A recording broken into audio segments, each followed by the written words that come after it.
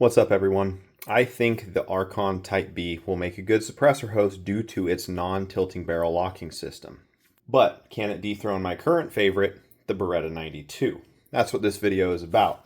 I'll also be comparing the recoil behavior between a standard tilting barrel action found in most pistols and a couple non-tilting barrel actions. A suppressed pistol is a bit unwieldy, front heavy, and can have odd recoil characteristics. For locked breech actions, generally a Nielsen device, commonly referred to as a booster, is needed. This acts to decouple the weight of the suppressor from the front of the muzzle for a split second so the action can unlock. I think this makes the recoil feel weirder. This will be a largely subjective comparison. What recoil impulse feels good to me, but I will take some measurements to try to attach some numbers to what I'm feeling.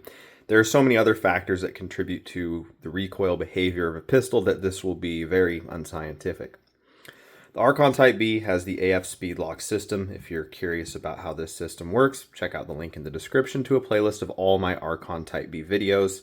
There's one in there where I explain it. The barrel doesn't tilt, it just slides back and forth, and there's a block that slides vertically to unlock the action. Next up, it's a good old Beretta 92. It's a non-tilting barrel action as well. It's pretty similar to the Archon with a falling block, but instead of sliding up and down, the block just pivots. To represent the common tilting barrel action is the CZ P10.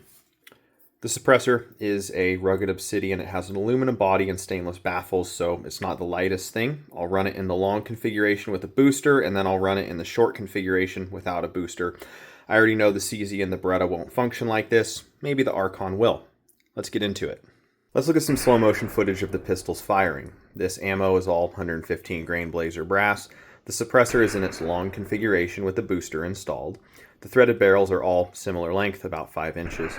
The CZ and the Archon had similar recoil spring weight, about 16 pounds. The Beretta had an 11-pound spring, which is what I run with a ported barrel and forgot to swap out. So that's likely going to make that one look worse because a lighter recoil spring usually increases muzzle flip. I run a 14-pound spring in the Beretta with the suppressor if I remember to swap it out.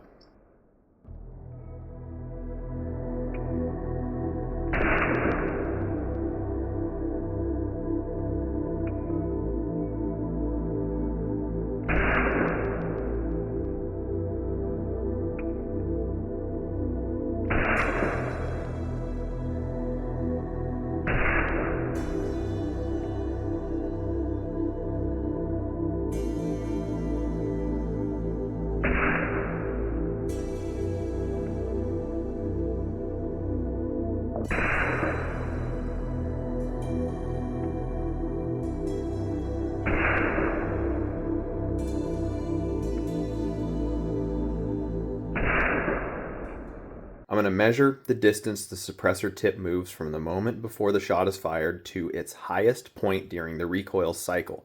I will overlay the images and measure how far the suppressor rises. I'll do this for a couple of shots and pick one that is representative of the group. The pictures are all the same size, scaled the same, and lined up the same, so the measurements should be true between all three. No, the lines aren't quite vertical, but they're all similar. I didn't want to calibrate my image processing software, so we will be comparing distances in pixels. This seemed like the easiest way to quantify something like this. I could probably measure suppressor angle or muzzle flip angle too. I calculated the absolute percentage difference in suppressor tip movement between the three pistols. Here's the equation I used. The absolute difference in suppressor rise between the Archon and Beretta is about 27%, favoring the Archon. Between the Archon and CZ is about 32%, favoring the Archon, and between the Beretta and CZ is about 6%, favoring the Beretta. I know the CZ and Beretta won't cycle without a booster, even with the suppressor in the K configuration. Let's see if the Archon will.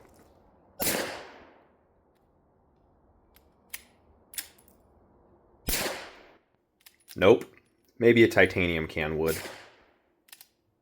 Here's some shooting with subsonic ammo because it sounds cool.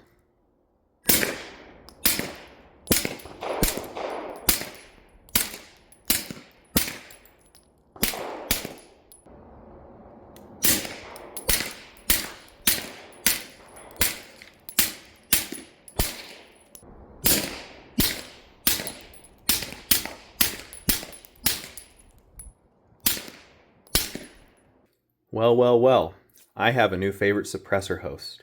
The Archon shoots really good with a suppressor, noticeably better than the Beretta. I think the numbers help back up this claim, kind of.